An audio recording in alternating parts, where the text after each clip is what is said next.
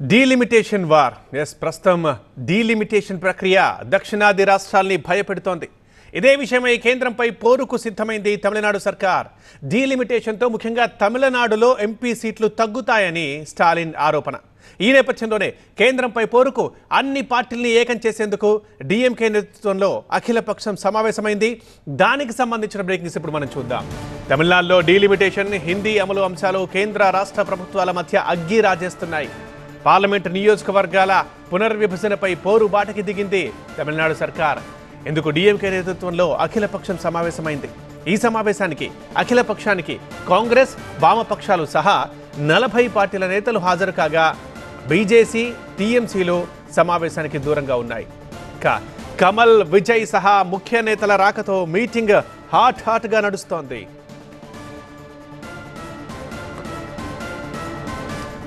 అభి చిన్న confusion, flat కొనాలా site కొనాలా? కన్ఫ్యూజన్ ఎందుకు, ఒక రియల్ ఎస్టేట్ ఎక్స్పర్ట్ తో మాట్లాడు. ఎలా? బాస్ వాలా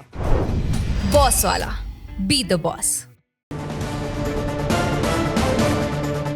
ఈ సమావేశానికి సంబంధించి మరింత సమాచారం మా సీనియర్ రిపోర్టర్ మురళి లైవ్లో అందిస్తారు చెన్నై నుంచి.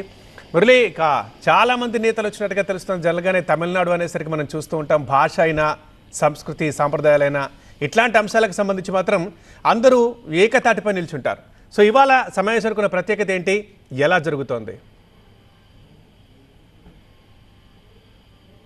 అంటే మనం దక్షిణాదినే తమిళనాడులో ఉన్నటువంటి విధంగా ఏకాభిప్రాయానికి వచ్చేటువంటి పార్టీలన్నీ కూడా ఏకాభిప్రాయానికి వచ్చేటువంటి పరిస్థితి మనం ఎక్కడా కూడా చూసి ఉన్నామని గట్టిగా చెప్పొచ్చు. ఎందుకంటే ఎప్పుడు ఏ ఉద్యమం వచ్చినా కూడా, అది జల్లికట్టు ఉద్యమం కావచ్చు, హిందీ ఉద్యమం కావచ్చు, అన్నీ కూడా ఒక పార్టీ కనుక ఆందోళనకు పిలుపునిచ్చినా లేదా అఖిలపక్ష సమావేశానికి పిలుపునిచ్చినా అన్ని పార్టీలు కూడా హాజరైనటువంటి సందర్భాలు గతంలోనూ చూసాం. సో ఇవాళ జరుగుతున్నటువంటి ఈ సమావేశానికి కూడా బీజేపీ మినహా దాదాపు అన్ని పార్టీలు కూడా వచ్చినటువంటి పరిస్థితి. బీజేపీ ఆ సీమానికి సంబంధించినటువంటి నాన్ తమిళర్ కచ్చి, పిఎంకే అంటే ఇవన్నీ కూడా బీజేపీతో కొంత అనుకూలంగా ఉన్నాయన్నటువంటి అనుకూలంగా ఉన్నటువంటి పరిస్థితులు మనం గత కొద్ది రోజులుగా చూస్తున్నాం. కానీ ఆ పార్టీలు తప్ప మిగిలిన అన్ని పార్టీలు కూడా వచ్చాయి. ఏడీఎంకే కూడా, ప్రధాన ప్రత్యర్థిగా ఉన్నటువంటి ఏడీఎంకే కూడా వచ్చింది.